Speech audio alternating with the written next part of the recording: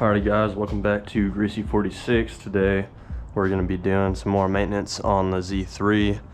I bought some Garagistic parts a while ago for the coupe, and I never had it on the channel since it was a few years ago, but I mentioned it before. I used to have a 318 Ti little hatchback E36, and I had bought some stuff for it.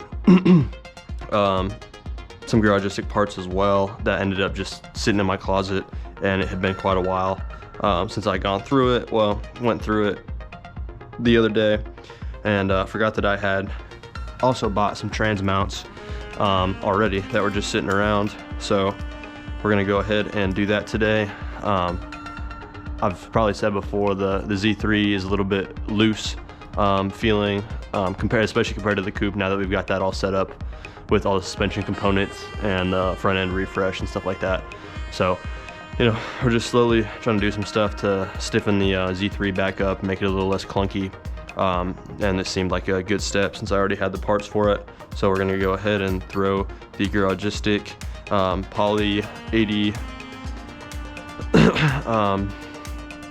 the softest that they offer into the Z3 today. We've already got it jacked up. We got it on ramps on the front, and then jacked up on the diff on the back with jacks under the rear subframe. So should be all good and steady. We'll go ahead, get underneath it, support it with our the nice jack, and then start taking off all our nuts and bolts and get these new ones in.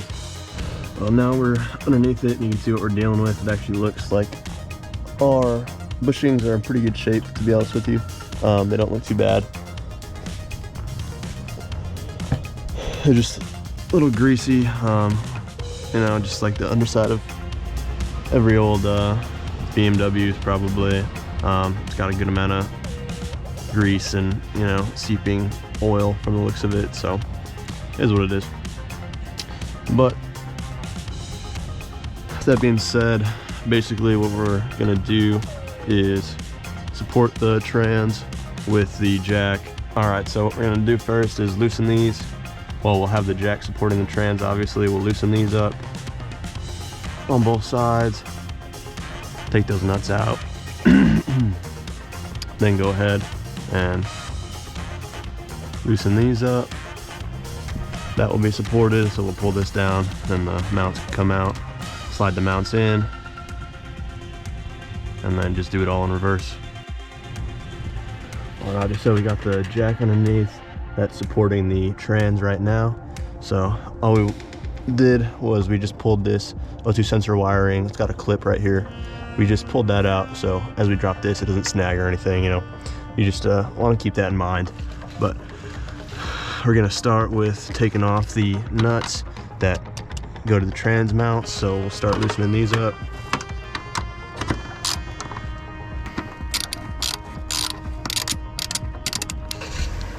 So we got that old hardware off the old trans mounts. Now I'm gonna give it just a little bit of pressure with the jack, and then we'll start taking the actual trans bracket off.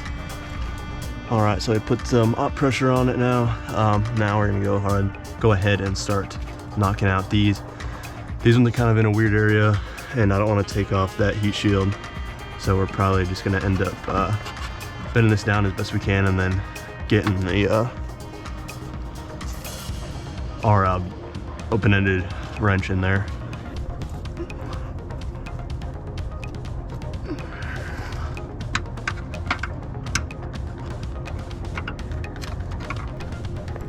So we got these ones loose now, and we're gonna go ahead and get these ones loose.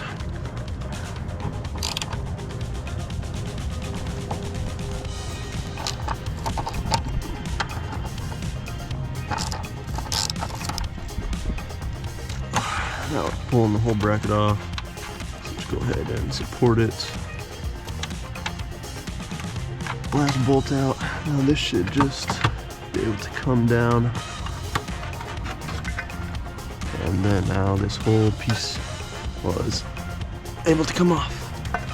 So now the trans is just hanging there. All we gotta do is pull these off as best as we can, but probably gonna be a pain in the ass because it's just all gunked up in here. So Oh yeah. But you can see how much play these have in them. So these nuts on top. Off. Yep. There we go. Getting shit all over my phone. This is the old goober. The old little goober boy. Dunzo. And you do the same thing on this one. Whew. Got that one off too. So both old ones, not in terrible condition, but it'll definitely be nice to, you know, just stiffen everything up with these new poly mounts. And since we're already in here, I think I'm gonna go ahead and just spray brake cleaner on all this shit and see if I can just clean it up a little bit. But yeah, let's go ahead and do that real quick. All right, so we went ahead, put some brake cleaner down there, got it cleaned up a little bit. Now we're good to start sliding these in on the forks on the transmission side, and then we'll go ahead and put our bracket back in.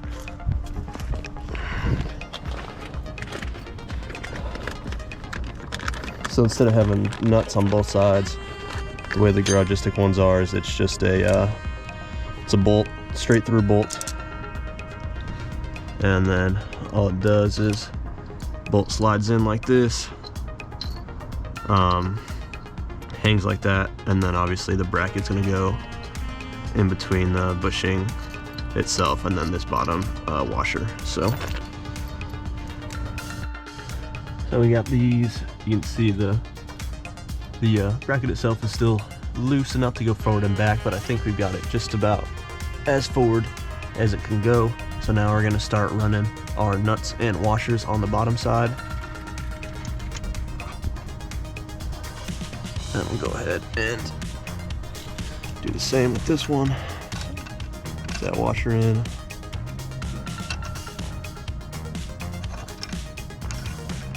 And then run the nut right after it. Alright, so now that we've got our nuts and washers on the bottom, we're just gonna make sure that our bracket is as forward as it can be, so that the mounts are, you know, as deep onto that little trans tongue as it can possibly be. So we're gonna get it as forward as you can, and then go ahead and then start doing our tightening on these trans bolts, or on the trans bracket bolts, and get those tightened down again.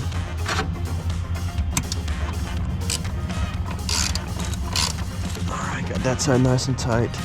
Now we're gonna have to go at it with our wrench on this side. Get these bad boys as tight as we can over here.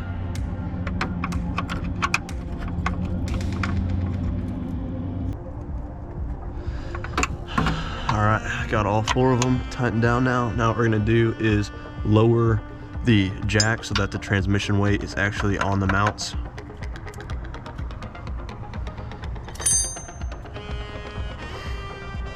The trans anymore, we've got it lower down onto the mounts. Now Garagistic says to tighten the nuts to 9 to 12 foot-pounds. I don't have a torque wrench that goes that low, so we're just, you know, gonna give it some ugga-duggas, one ugga-dugga, and then we'll probably call that good. So go ahead and get our wrench on the top bolt, or on the bolt head rather, and then start. You know what? I forgot to put Loctite on these.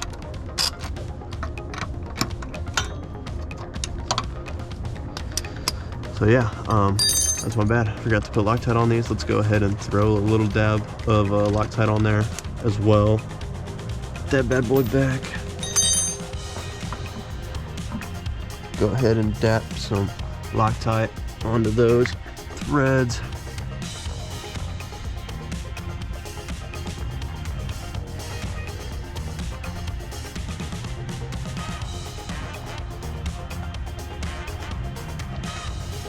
All right, now we start tightening these bad boys down. So we'll get that.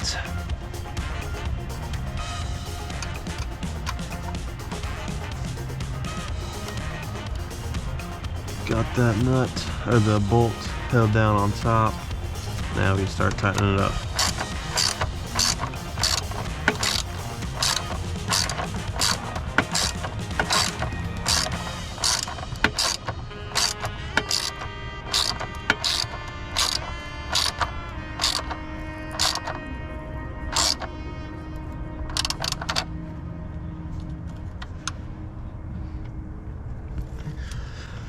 Go ahead and get the other one started.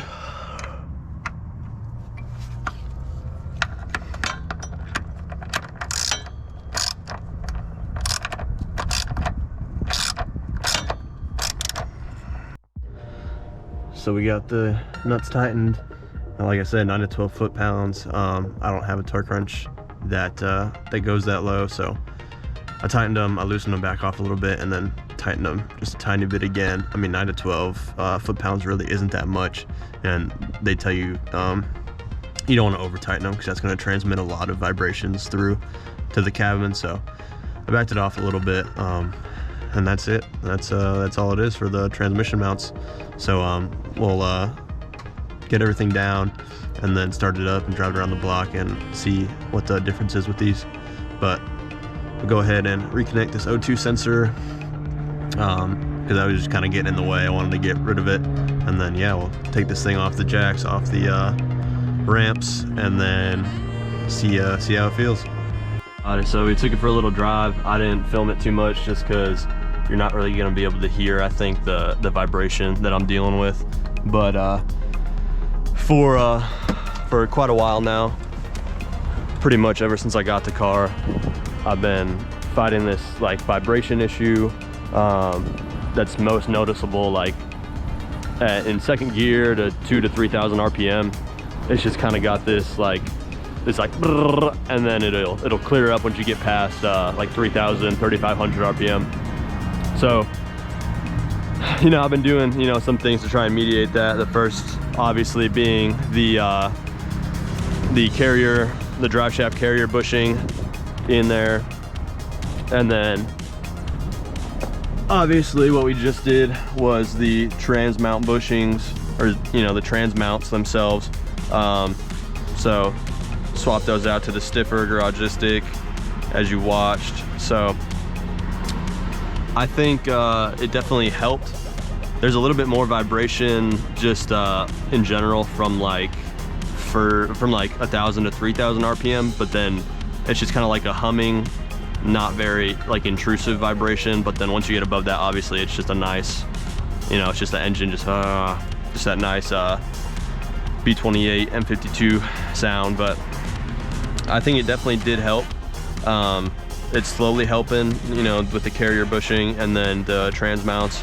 So I think what I'm gonna do next is the motor mounts, and we'll see what happens with that. I kind of do think that's what it is, to be honest with you, because it's in second gear at about the RPM when it makes the most torque, and second gear is like probably the power gear when it's, you know, sending the most torque down through the drivetrain, and the engine's kind of moving probably the most.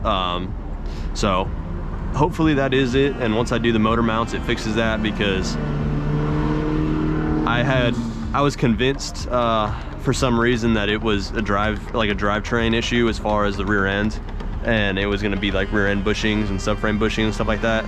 And I really